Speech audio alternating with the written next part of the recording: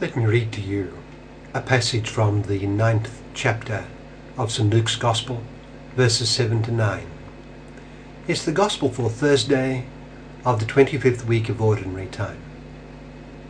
St. Luke writes, Now Herod the Tetrarch heard about all that was going on, and he was perplexed, because some were saying that John had been raised from the dead, others that Elijah had appeared, and still others that one of the prophets of long ago had come back to life.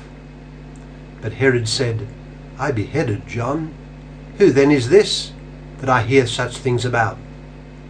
And he was anxious to see Jesus. That's from Luke chapter 9, verses 7 to 9.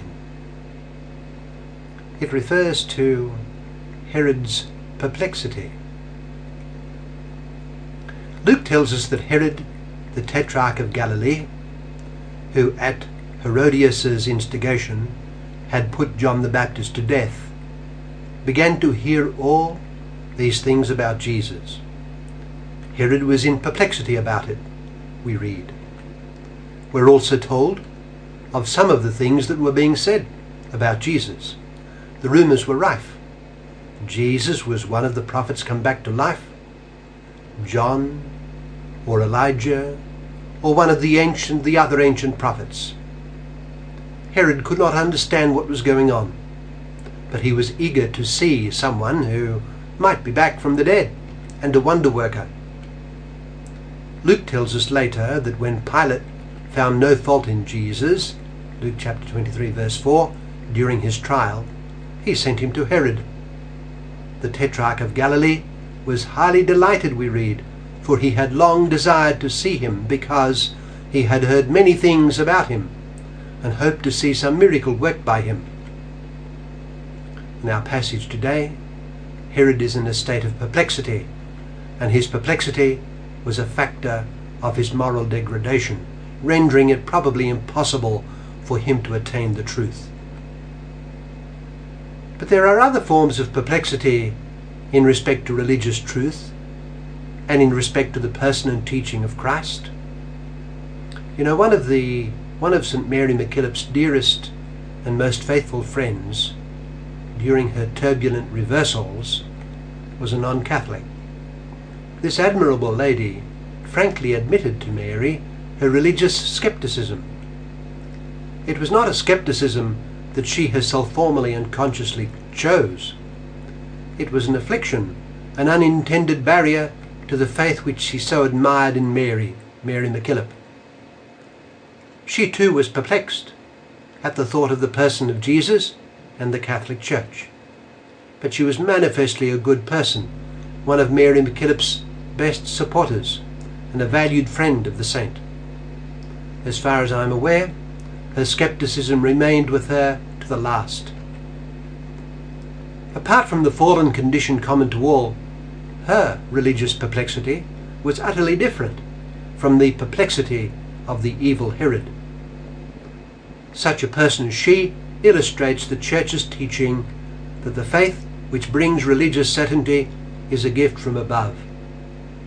It is instanced in Simon Peter's grasp of the fact that Jesus was the Messiah, the Son of the living God. This was not from flesh and blood, but was a gift from the Father in heaven, as our Lord said.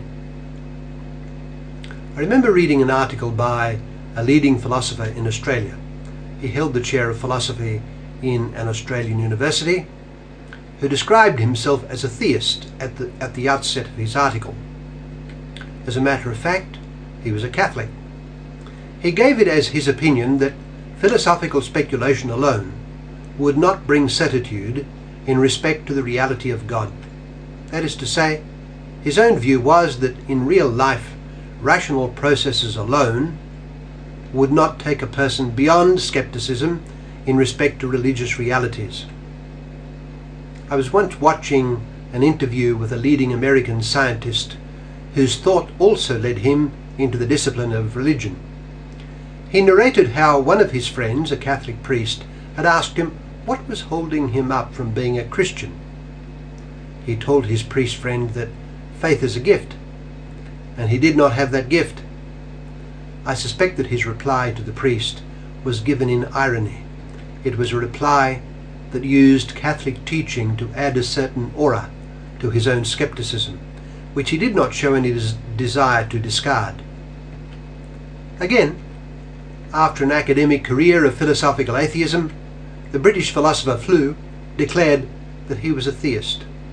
What this meant was that he accepted a mind that accounted for the design that he saw everywhere, especially in basic components of life.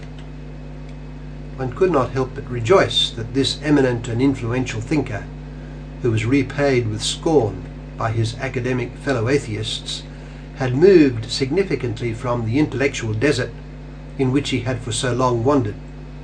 But how little was the distance he covered when compared with any profoundly religious wife and mother at the end of her long and deeply religious life. There is no skepticism in her. There is no doubt as to the great being of God, nor as to his Son, the Redeemer, nor as to the redemption he effected by his cross and resurrection, nor as to the church, his creation, nor as to the one and only thing that matters, union with Jesus. Her faith is the answer to the characteristic skepticism and perplexity that binds fallen man when faced with God and his divine revelation. Her faith is God's gift. It is that of Simon Peter, who declared before Jesus Christ that he is the Messiah, the Son of the living God. Her faith gives her life eternal. Herod heard of Jesus Christ and was in perplexity, we read. From generation to generation, man will hear of Jesus Christ from the church and the church's children. Jesus Christ is the only way to the Father. Indeed, to look on him is to look on the Father. He and the Father, utterly distinct as persons though they be, are one. If man relies purely on his own resources, purely on flesh and blood in what he makes of this testimony, then he will be perplexed. He must ask aid from God above, and ask humbly and persistently. The greatest of blessings is that of divine faith, enabling him to overcome his skepticism and to believe. This is the answer to skepticism.